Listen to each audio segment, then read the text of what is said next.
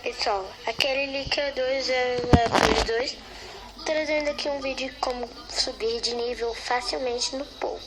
Para você poder subir de nível facilmente no Pou, você tem que comprar muito essa poção aqui, Fat Burner, e depois que você comprar essa porção, você vem e compra muita comida, pode ser qualquer tipo.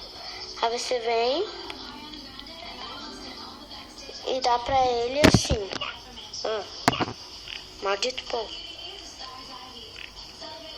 Você dá até ele ficar gordinho e depois passa pra cá e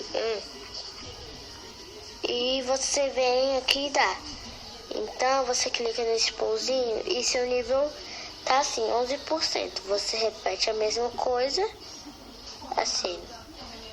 Você faz o mesmo processo. Aí, deixa eu dar outro tipo de comida pra ele. Aqui. Aí eu vou dando. E você vem pra cá. E depois dá. E olha o que aconteceu.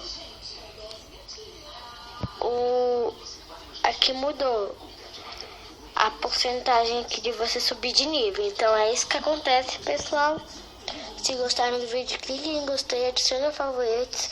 E no próximo vídeo eu vou ensinar como conseguir moedas infinitas no Pou. Como podem ver, eu tenho muitas moedas aqui. Então, tchau.